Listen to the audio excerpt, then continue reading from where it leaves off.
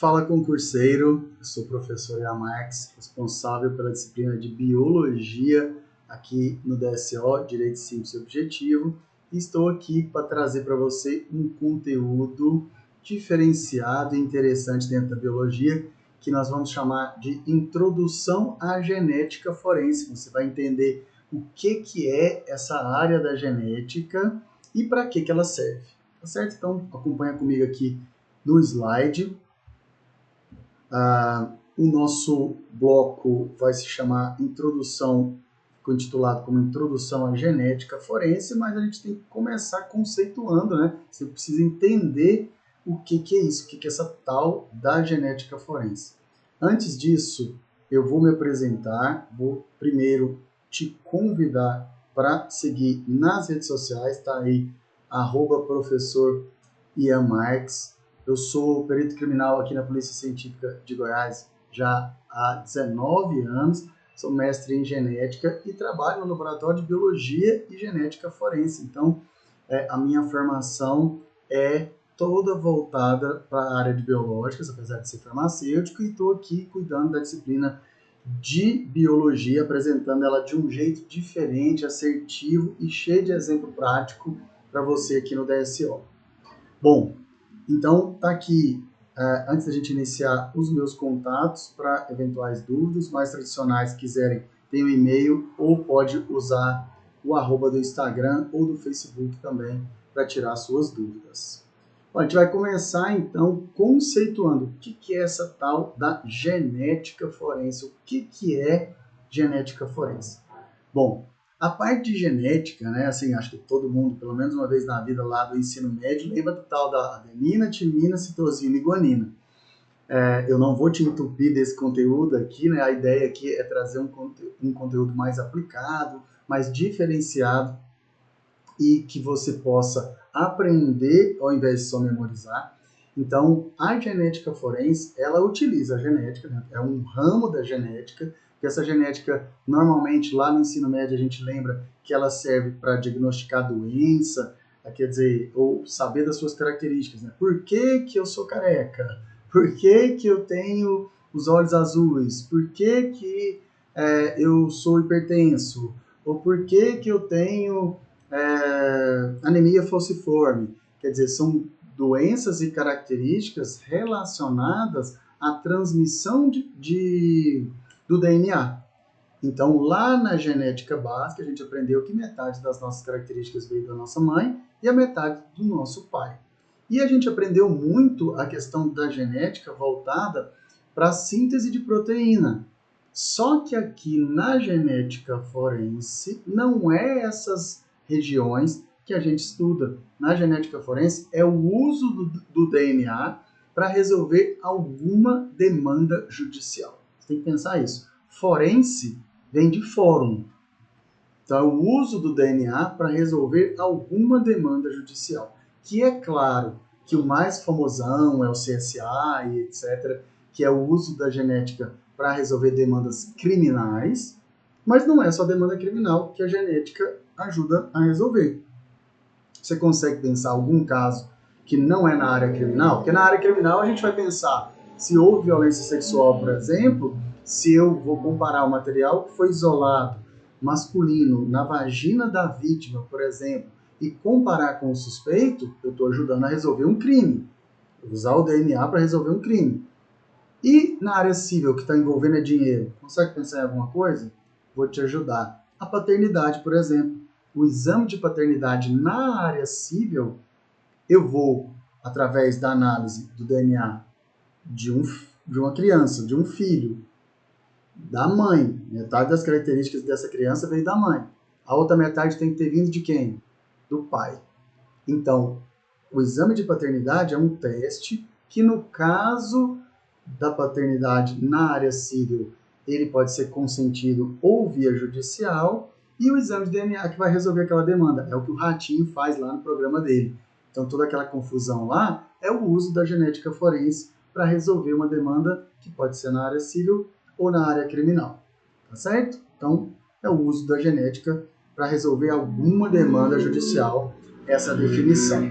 Tá, mas para que estudar a genética forense, especialmente na área criminal, ou seja, para concursos. Então, por que essa tal da genética forense agora todo mundo resolveu valorizar ou cobrar em concurso público? São 3 motivos para você estudar a genética forense. Vamos ver quais são aqui?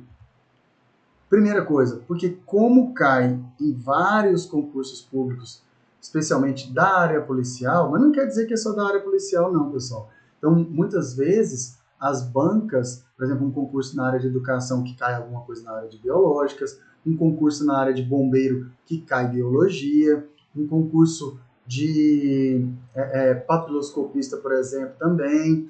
Então, quer dizer, seja da área policial ou não da área policial, mas qualquer concurso que caia biologia, que caia genética, pode ser que a banca use, por exemplo, um pano de fundo ali, ou alguma coisa mais aplicada, né, em alguma área da ciência, e não uma pergunta básica do que é DNA. Adenina liga com qual base nitrogenada? Dificilmente um concurso público hoje cai com questões tão elementares ou tão diretas assim, normalmente bem contextualizado, tá certo? Então, muitos concursos, especialmente os da área policial, que exigem identificação humana, odontologista, médico legista, perito criminal oficial, papiloscopista policial, todos esses cargos podem vir com o assunto dentro do edital genética forense especificamente. Aí é um conteúdo mais aprofundado. Então, já professor de ensino médio, concurso de educação, bombeiro militar, etc., esses vão ficar um conteúdo um pouco mais superficial, que pode ser só um enunciado contextualizado e não um conteúdo tão aprofundado em genética forense. O que mais? Para que estudar genética forense?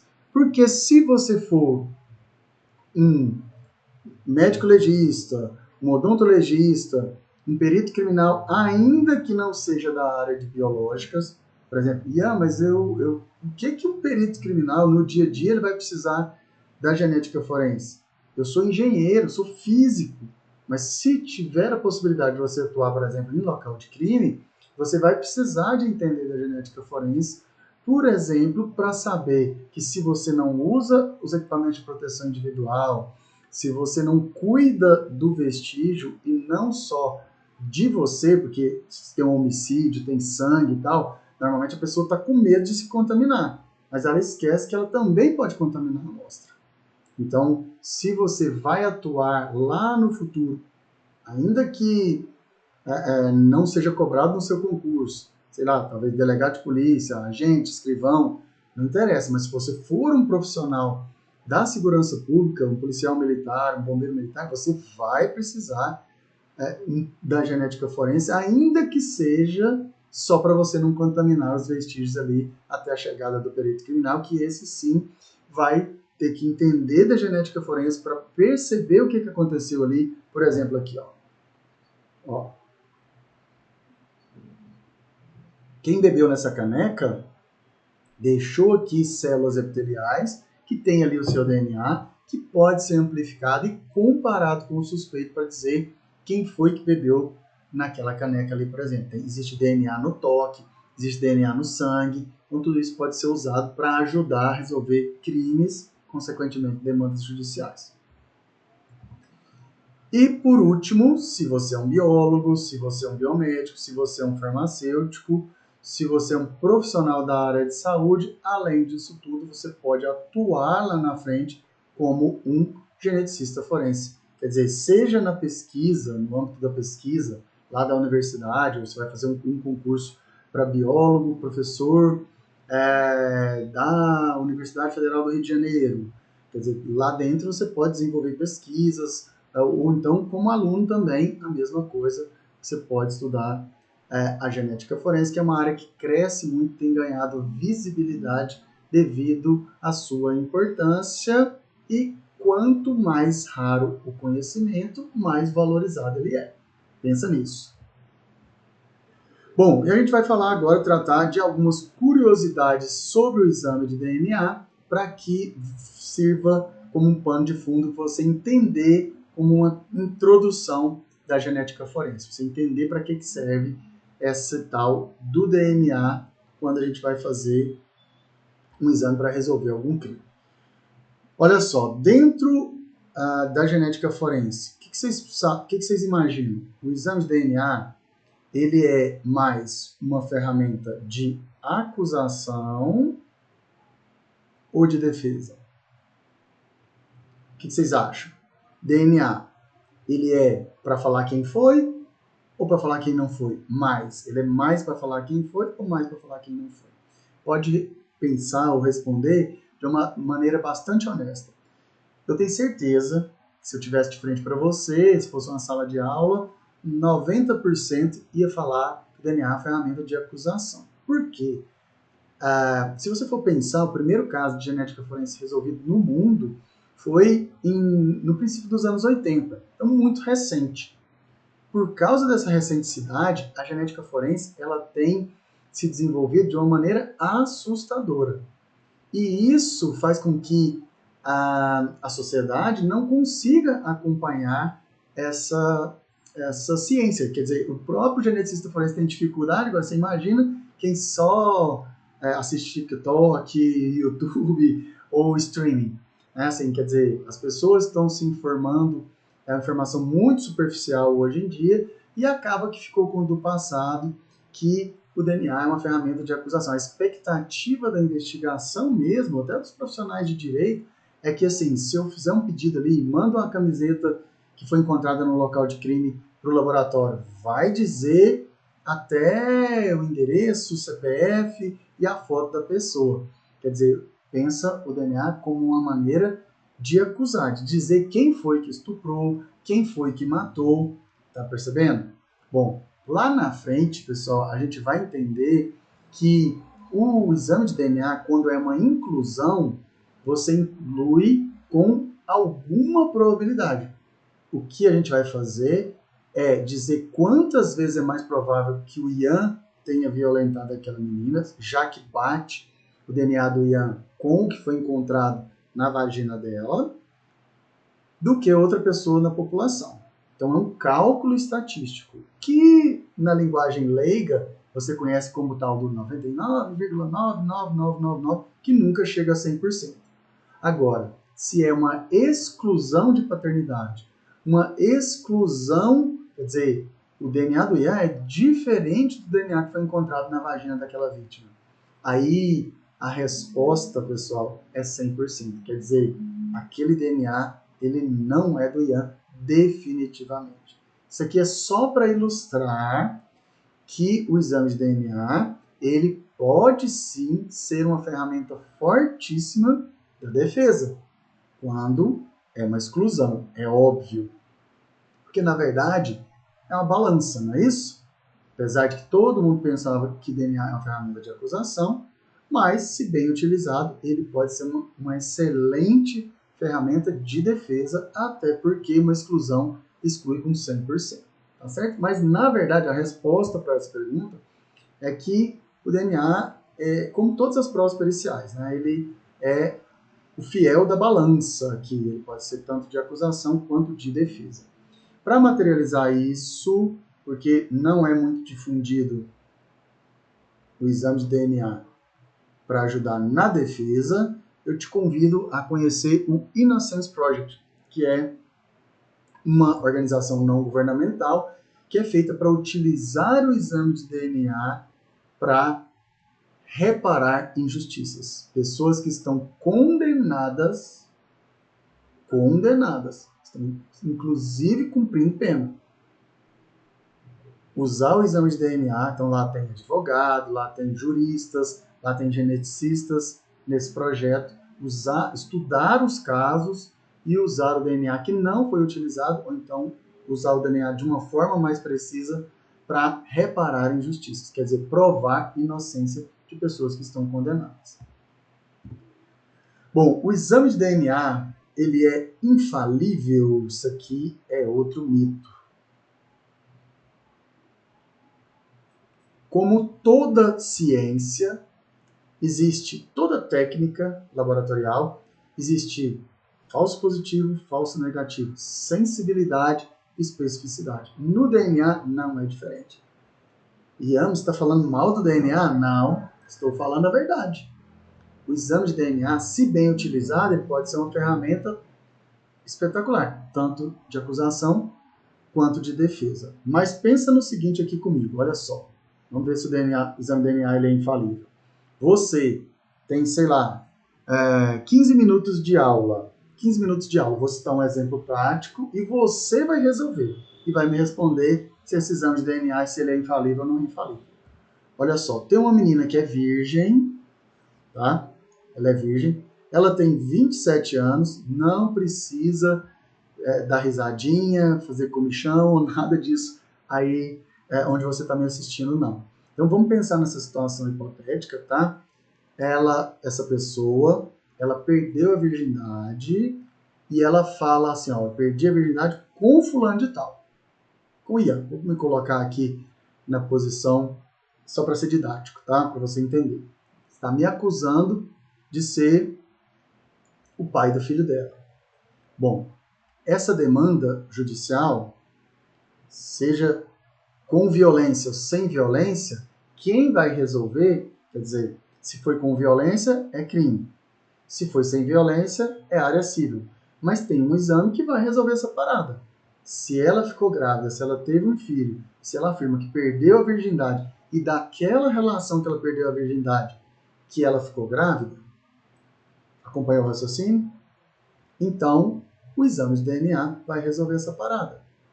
Entendido? Bom, ela conta essa história, seja para o advogado, para o juiz, para o delegado, pode pensar do jeito que você quiser aí. E aponta o Ian como sendo suspeito de ser o pai do filho dela. O Ian vai e concorda, chegam nele, chamam ele para fazer o exame de DNA, ele concorda, ele doa o seu material. Doou, o Ian doou o material, faz o exame de DNA. Resultado, exclusão, olha só, exclusão de paternidade.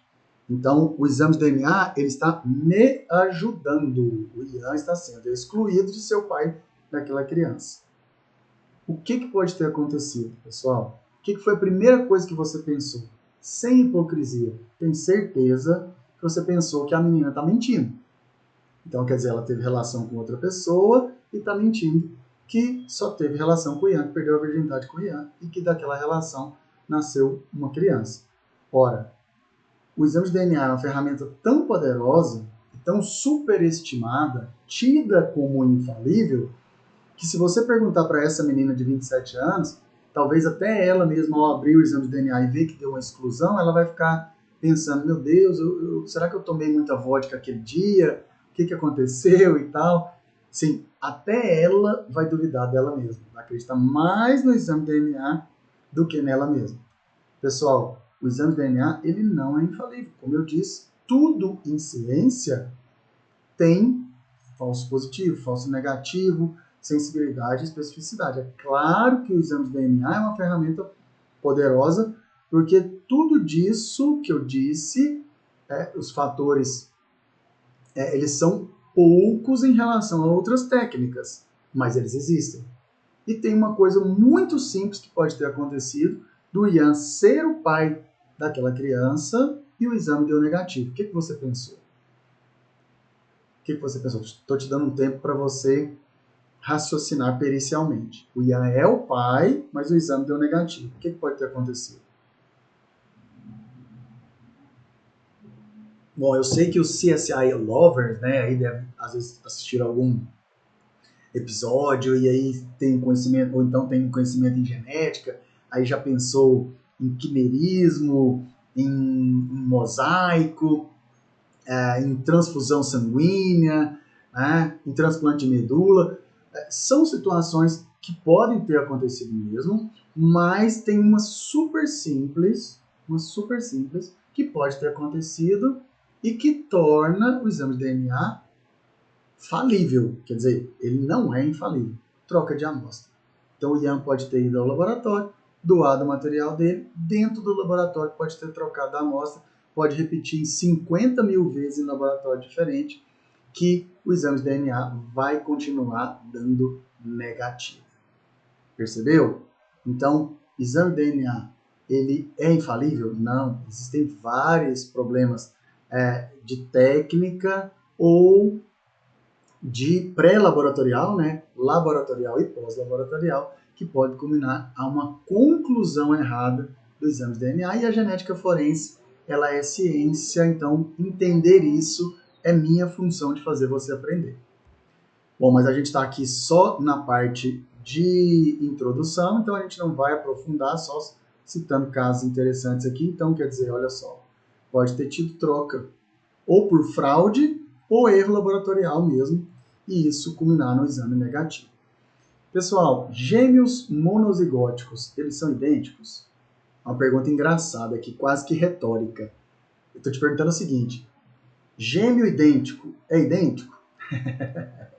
Agora ficou mais engraçada ainda essa pergunta, né?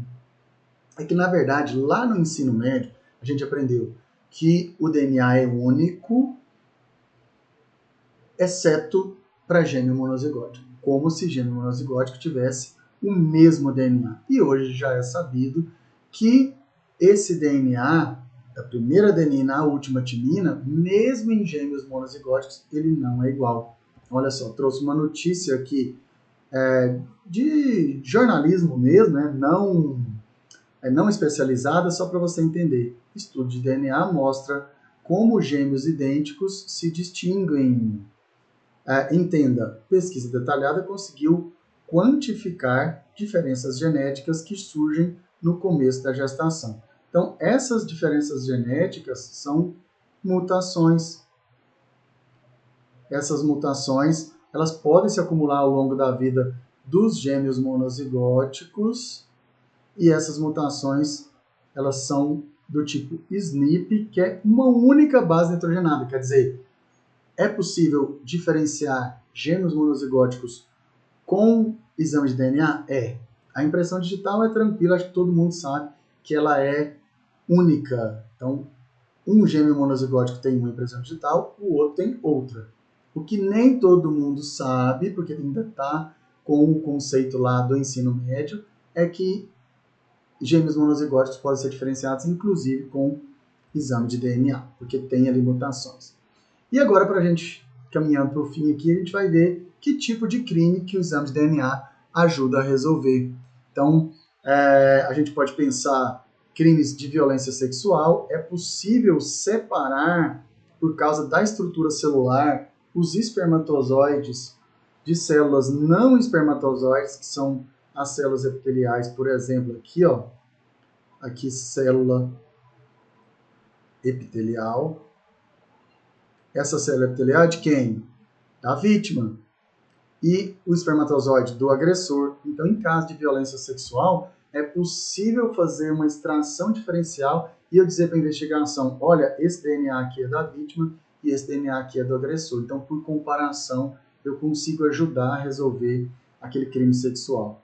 Nos crimes sexuais que houve gravidez da vítima, se eu faço também a paternidade, claro que vai depender do tempo de gestação, é possível coletar a amostra intrauterina, mas se esse bebê nascer, né, se não for risco para a mãe, acontece a necessidade ou não de celeridade, né? Porque às vezes tem um suspeito, ele está ali e tal, então se a mulher está grávida ainda, se tem forte suspeita, às vezes compensa fazer o exame intraútero, né? Claro que a coleta vai ser no hospital, para não ter risco da mulher falecer ou de abortar o bebê, caso não seja o desejo dela, e não tem risco do cara fugir, né, do suspeito fugir. Bom, então seja intraútero, seja com o bebê nascido, quem for o pai, se for vítima de violência ou se essa menina for menor de idade, ele agrediu. Então, quer dizer, eu posso usar o exame de paternidade para ajudar a resolver violência sexual, que a gente chama de paternidade criminal. O exame de DNA ele ajuda a ligar objetos a pessoas. Isso aqui é uma faca num local de crime. Se ela for... Opa, faça não, faca, tá? Se ela for encontrada suja de sangue, enterrada na casa do suspeito, posso fazer o exame de DNA aqui e comparar com o sangue com o DNA do sangue da vítima e eu vou ligar objetos a pessoas. Se eu acho uma pistola no local de crime, se tem suspeita de que o Ian matou aquele cara, se coletar o DNA do cabo da pistola e comparar com o do Ian, eu posso colocar o Ian dentro dessa cena de crime. Então, quer dizer, esse slide aqui, ele dá um leque de possibilidades, porque o exame de DNA ele ajuda a ligar objetos a pessoas. E por último, o exame de DNA ajuda também na identificação humana.